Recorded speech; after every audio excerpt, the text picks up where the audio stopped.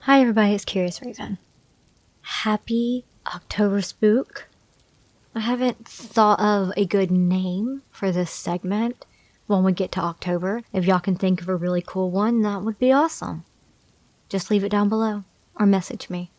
I hope everybody's having a great October so far.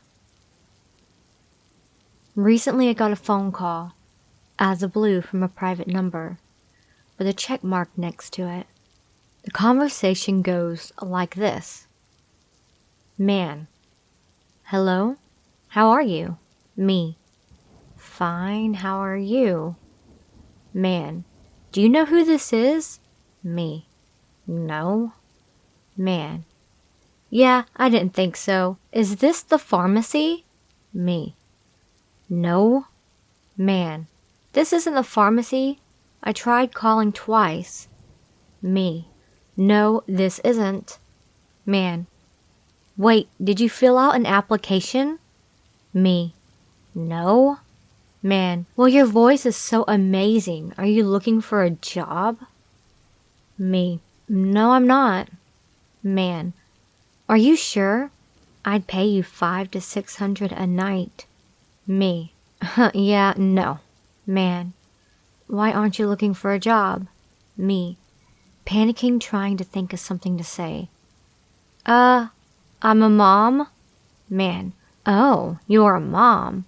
You stay at home with the kids? Me. Yeah? Man. Your voice is really amazing. You sound young. How old are you? 18? Me, still panicking. Tells him my age. Man. Oh, really? Well, I'm looking for someone open-minded to be my manager. You sound open-minded. Me. But no thank you. Man. Are you sure? Me. Yeah, no. Man. Alright, goodbye. He was laughing the whole time too, kinda like he was amused. I don't know. I have a pretty significant case of social anxiety, regular anxiety, PTSD, etc.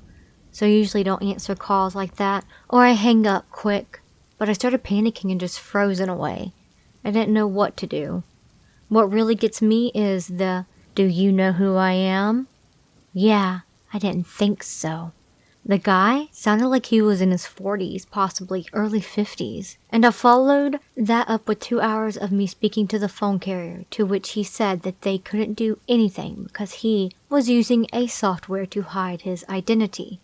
I'm not sure what that means, but this is horrifying to hear when you're already scared.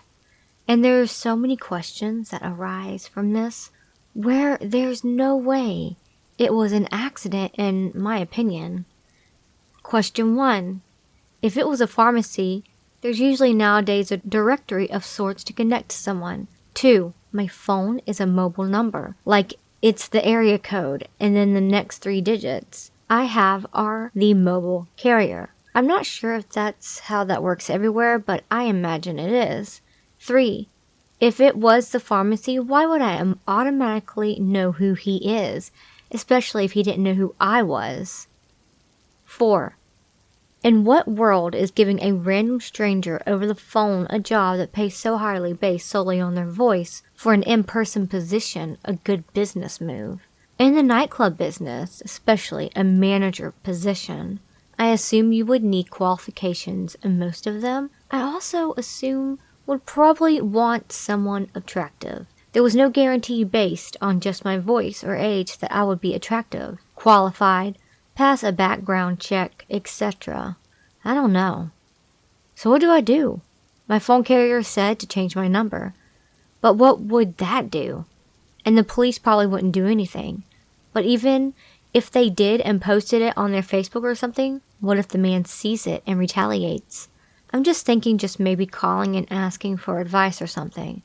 But I don't want to waste their time either. My mind is telling me that this is giving off total sex trafficking vibes, but I just really don't know what to do. And this is all coming after a few weeks ago. In the middle of the night, a car followed me down my dead end and scared the living shit out of me because, you know, I'm kind of a hyper-vigilant because of my PTSD and everything. which could be completely unrelated, but now I'm just freaking out. Okay, here's more of a detail of the short little story. I was coming home at 5 a.m. and I live on a dead-end road. I saw a car driving slowly on the main road before as they saw me, they slowed down even more. I turned my turn signal on and they stopped. And I do believe they turned off their lights, but I'm not entirely sure now. So I waited a few seconds to see if they were parking on a street where you're not supposed to park, or what had they continued to sit there in the middle of the road. So I turned down my street, and as I got about halfway down, they pulled onto my street behind me. I rushed into my parking space, which I probably shouldn't have done, and they drove down the street slowly, pulled into the driveway at the end of it, backed out, and drove away. If you read all of this, thank you so much. Any advice is greatly appreciated. My friend thinks that he was trying to lure me somewhere to fill out an application or do a job interview so they could do something. And everyone I've talked to, this is extremely suspicious. And I did change my number. This is something different I've never done on my channel. I wanted to do it for October. It's called the advice section or whatever. So on these true stories that people are asking for advice, I wanted to give my advice and my opinion. This man is stalking you, ma'am. Just be very, very hyper vigilant. I hope you're doing okay. I know it's been a long time since I got this story and I haven't read it yet.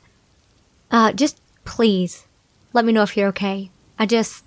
Especially if you have kids, that's one thing. Don't ever tell someone your real age, your name, if you're home alone. And if you feel that a car is following you, just back out and go the opposite direction. A good advice is, if you think someone's following you, do like 4 right turns or 4 left turns. And if they follow you in a square, then they're following you.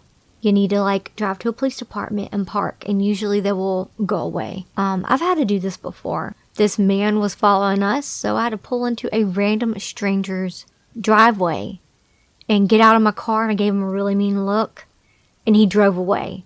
But the thing is, that's not my house, so he doesn't even know where I live, and please stay safe.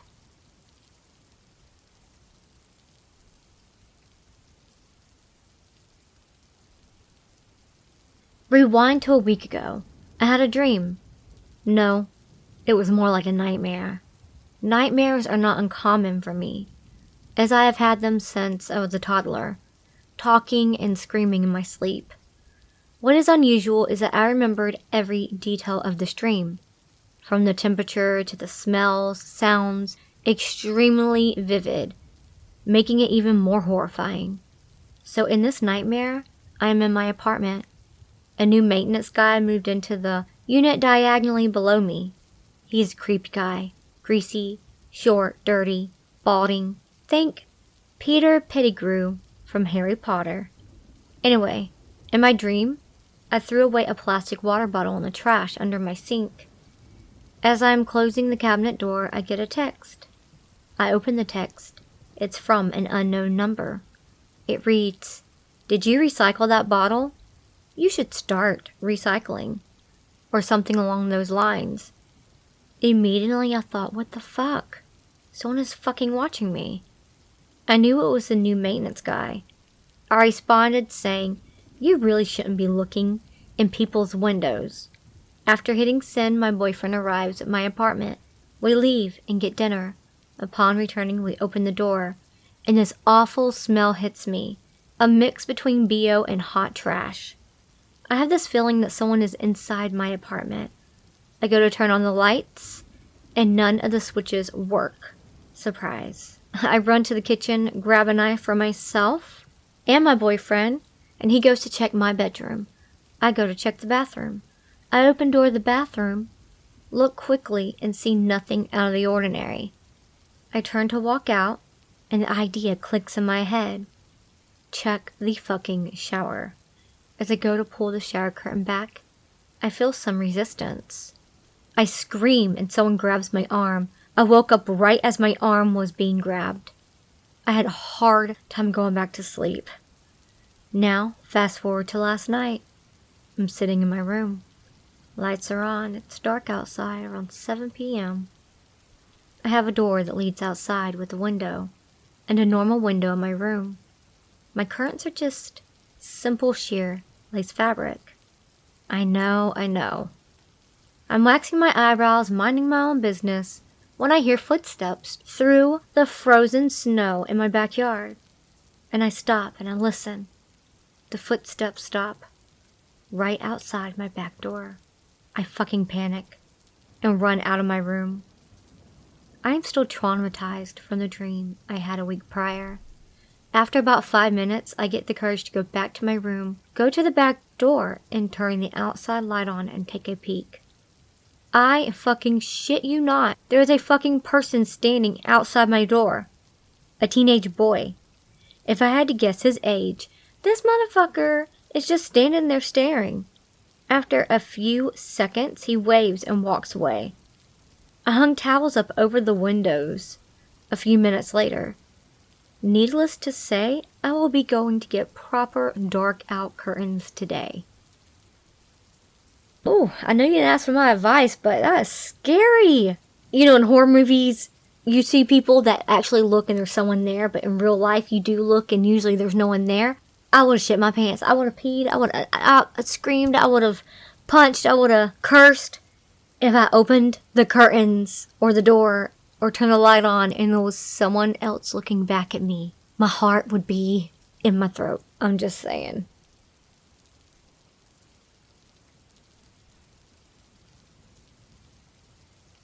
When I was about 6 or 7 years old, so about 35 years ago, I was playing hide and seek with my little sister at my grandparents' house. I was in their basement and thought the old broken fridge in their basement would be a perfect place to hide. That fridge must have been from the 50s is my best guess. I crawled into the fridge. I can still remember how it smelled in there, like old plastic and some chemical I cannot name. The door latched shut, and I laid, balled up in the dark, quite pleased with myself, thinking I had found the perfect hiding spot. After just a couple of seconds in the fridge, I heard a voice tell me to start screaming and banging as loud as I could. I did as I was told. My sister quickly found me and opened the fridge door. I got out and truly didn't realize how much danger I'd just been in, but immediately knew this wasn't a good hiding place, and I told my little sister to never go in there. A few days later, I remember telling my mom and my grandma that I had hid in the fridge, but not about the voice, and their faces were panicked. That fridge was removed from the house shortly after. It wasn't until many years later that I realized that I could have died that day. Those old refrigerators could not be pushed open like the ones we have today, and there was only so much air inside. That is what really creeps me out. I'm extremely grateful for that voice that strongly told me to give away my hiding place. You had a guardian angel looking over you. Definitely. Probably a family member popped in your head to say, "Get out of this fridge.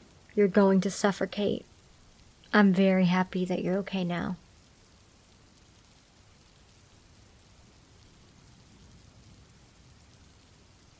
My memory of this story is not perfectly chronological. In all honesty, at the same time, the truth came to light for most of us. A lot of stories coverage causing some cloudiness. I tried my best to write this cohesively, all things considered. This was way over the span of at least 6 months, and I will try to condense to the best of my ability. But you should buckle in, because it's going to be a long and bumpy ride.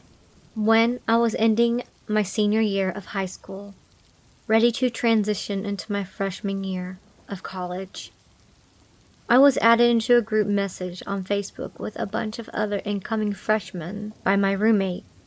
Her name was Fran, and we had met through the Facebook page for our school and ended up living together all 4 years. She rocks. Anyway, I believe there were about 10 or so of us in this group chat, and we talked all day, every day, leading up to our arrival on campus. We had gotten really close over the summer and had hung out in smaller groups quite a few times already. The day we arrived on campus, Everyone scurried to their rooms to unpack. My roommate and I were setting up our room with the door opened when the mother of one of our neighbors popped by to greet us. We went over to their room to meet them, and the mother introduced us to her daughter Sam and her roommate, Nancy. Both of them were nice girls, and we talked for a little bit before going back to our room to continue unpacking. We invited them to come with us to the welcome party later that night. When this time came, we were all organized to meet up over the campus welcoming party in our Facebook group. We had added our 2 neighbors to the group chat after telling everyone we invited them. We agreed on a time and we all met up. It was a lot of fun for everyone, and we continued to regularly hang out following that day. As time passed, smaller groups of people from the large chat began to get closer and closer. Fran and I became quite close with our neighbors since their room was near ours. We usually kept the door to our room open as it is a common hangout spot for all the people from our group. We just asked that they wouldn't knock if it was closed, but that otherwise everyone was always welcome. One day we were all hanging out talking about high school, and Nancy tells us that she never went to her prom because she was bullied and everyone at her school hated her. We all felt so terrible and apologized that this had happened to her. We assured her that prom really wasn't that fun anyways. She seemed to appreciate that. We noticed following this that Nancy was an open book and would often tend to share personal information without really being prompted. However, I don't think anyone minded. It was a weird time for everyone, and maybe this was her way of bonding with others. I remember also that she had a very dark sense of humor and would often make strange jokes alluding to things like violence. Strange as it was, again we brushed it off that she was just struggling to connect and awkwardly overcompensating. As the time goes by, she continues to disclose intense personal details. She ended up disclosing experiences such as sexual assault and abuse, things that people in our group who had gone through similar things really connected with her on. One night, I was at the chain diner with Nancy and another friend from the group chat. In a moment of silence as we ate our food, Nancy blurts out, "I used to have an eating disorder, you know." Too stunned to think of an empathetic response, both of us just kind of raised our eyebrows and said, "Wow, that sounds like a really cold reaction." I understand, but please know this is the point. There was something new every time we hung out with her. It was hard to keep saying something meaningful, especially when it was so often out of nowhere. It was overwhelming. Most of us have begun distancing ourselves from her. My roommate and I started keeping our door closed most of the time, just so we could at least get warning when someone was going to come in. However, Nancy didn't respect this request. She would often just swing the door open and come in. So one night we decided we would start locking our door to help reinforce the knock first policy. We were sitting at our desk doing our homework when we hear someone turn the knob and push. Of course, being that the door was locked, it did not open. The person aggressively jiggled the doorknob before finally knocking. I remember looking up at the roommate creeped out and being met by her wide-eyed stare. We opened the door, and guess what? Behold, Nancy cometh. She asked about the door locked, quite jarred by the matter, and we explained our reasoning. She stayed and hung out for a while, and we talked. She looked at Fran's prom photo on the wall and told us about how she won prom queen at her school and how she was so popular and loved by everyone. How awesome, we thought. We asked to see pictures of her dress, and she showed us. We told her how beautiful it was and how she looked so nice. A bit later, we said our goodnights. She left.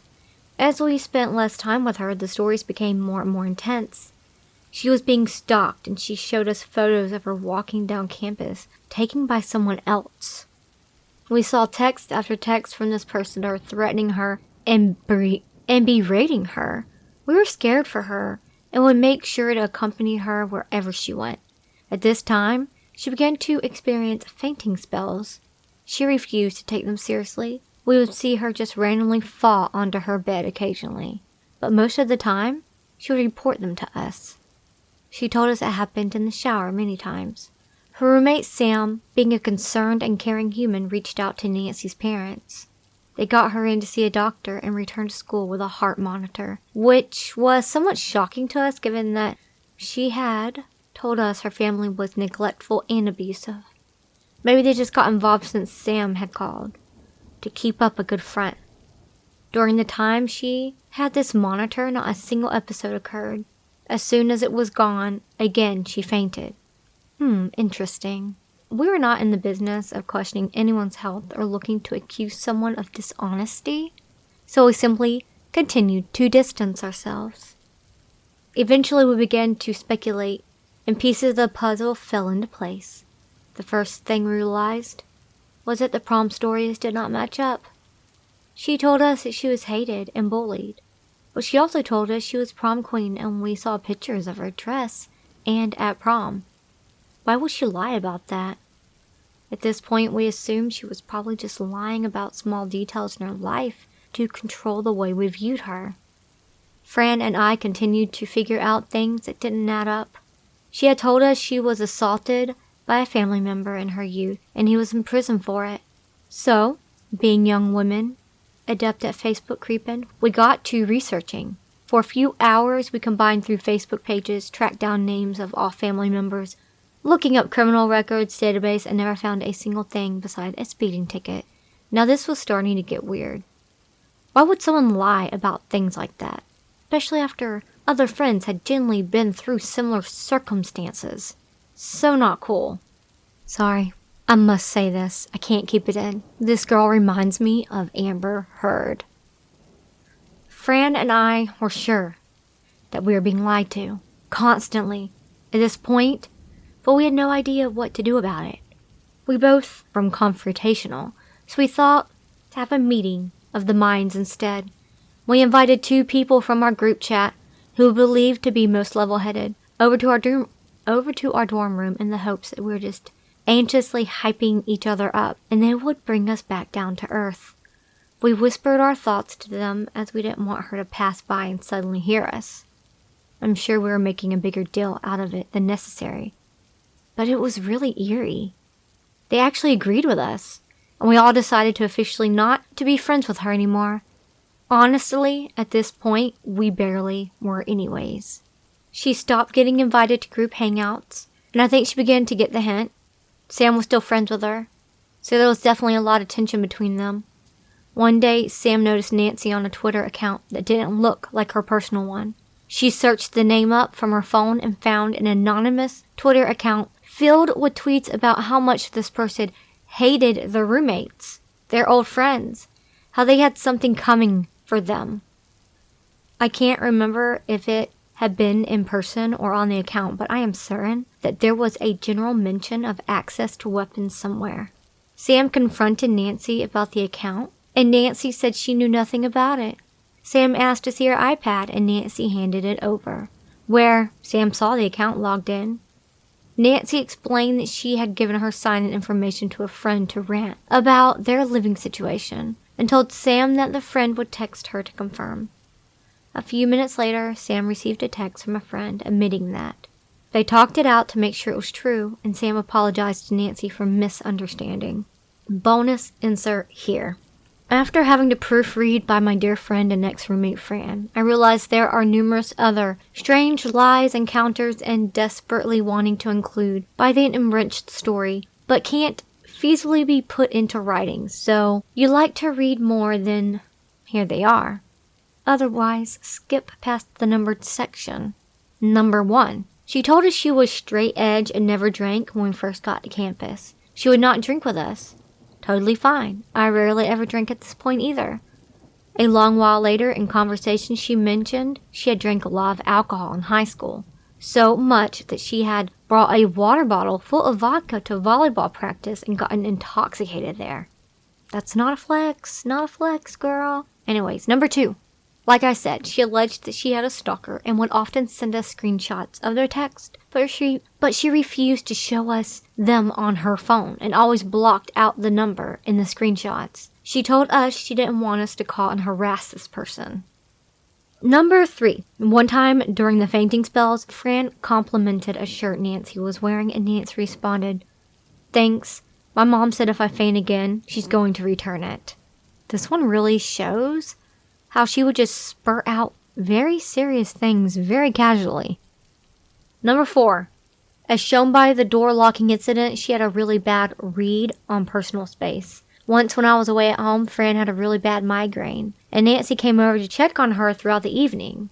She would stand over Fran as she was resting and insisted on calling her princess. Sam said she also had woken up in the middle of the night to Nancy sitting up in the bed staring at her. Number 5. She came back from being home over one weekend and told us that her parents took all the money out of her bank account and pushed her down an entire flight of stairs. But she didn't have any single visible scratch, bruise, or bump on her. Number 6. We're pretty sure she would pretend to be on the phone arguing with family because she was doing so once and we could hear no one talking yelling back on the other line. Moments later she received a call and we could clearly hear someone loud and clear responding back. One of our friends was a computer student and invited a bunch of us over to his house for a bonfire. We all were sitting outside, warmth, light of the fire, given that bonfires pair well with a spooky tale. Fran and I decided it was time to bring our hypothesis on Nancy's dishonesty to the whole group. At this time we figured she had been dishonest about the prom story and the fainting. We still believed everything else otherwise, warily.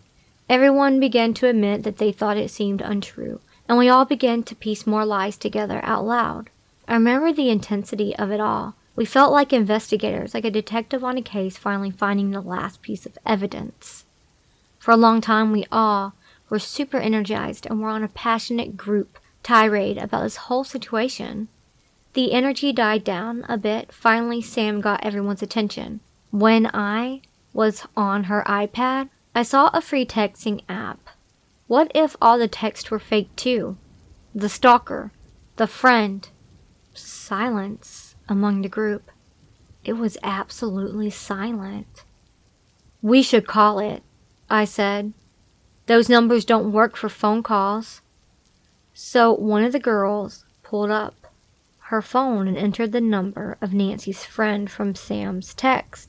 We sat in silence as she pressed the call button. Deadline. The hair on my neck stood up. The whole lot of us sat there entirely in disbelief. I think being outside in the dark certainly intensified this. But we were honestly horrified. We realized that the Twitter was her, and she was making those tweets about us. About Sam. And she mentioned weapons. We tiptoed back to our dorm that night and Sam slept at her boyfriend's. Sam, Fran, and I decided we needed to share this information with our PA just in case. We concocted up a rather ridiculous plan on how we would get there without Nancy noticing. We asked to meet the RA in the office downstairs rather than one of our rooms. Then in this ridiculous part we all each went down a separate staircase. Highly unnecessarily and hilarious to me in hindsight. But I think it highlights just how scared we really were at the time. We disclosed most of the information to the RA that pertained to us being in potential danger, but nothing about abuse or assault. In the event of that, those things held any truth. It wasn't ours to share. And that kind of where it ends.